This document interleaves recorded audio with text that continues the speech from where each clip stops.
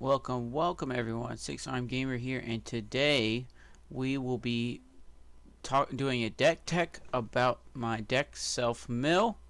It is pretty sweet, fun deck. I hope you guys enjoyed the gameplay. If you're interested in the gameplay, go over to my stream replays and watch it. It should be titled Self Mill. Alright, so what we got here is we'll go right into the one drops. They're the most important.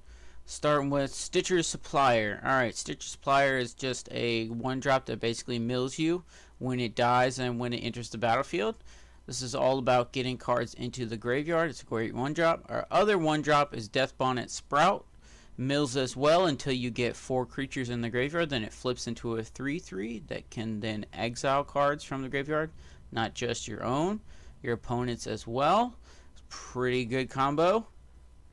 And then we have for our 2 drops in Self Mill, Mire Triton. Just mills 2 cards, gains you 2 life, it has Death Touch. Just pretty good all around card, you know. Does what it needs to do.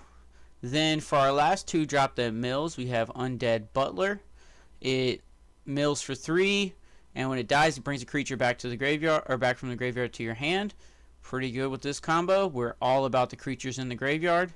Now for our payoffs. Our payoffs are Fiend Artisan, Old Sticky Fingers as I like to call them, and Urborg the Goyf. So, basically these are all about having as many creatures in the graveyard as you possibly can, and they get turned into big, beefy creatures. The sack on Fiend Artisan is not going to be used very often, but it does work nicely with Stitcher's Supplier. And it can get you a big creature out of your library if you need to, since it's only, all our stuff is 1 and 2 drops. As for the rest of the deck, we have Liliana, just a good filler card, but you can also discard creatures from your hand that aren't really that playable to, you know, beef up your other creatures. Sacrifice, never really ult with it, but if you get there, it's pretty nice.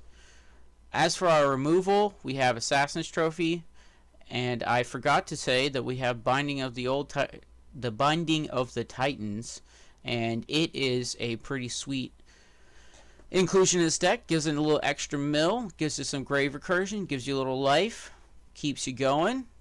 But the removal is Assassin's Trophy. 4 of, usually you wouldn't play a 4 of, but I playtested it and it just seemed to work really nicely that way.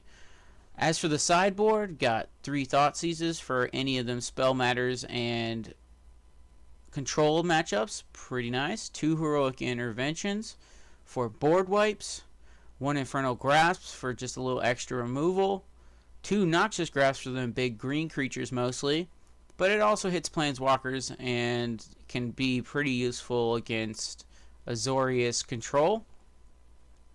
2 Outline Liberators, just basically artifact and enchantment removal. Scavenging Ooze for graveyards.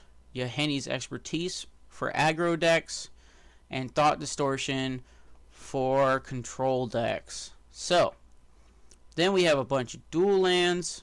Not going to really talk about those much. We do have some utility lands. Aghanim's Awakening. Just a good backup grave recursion. The Eye Tyrant. Pretty good standard creature land.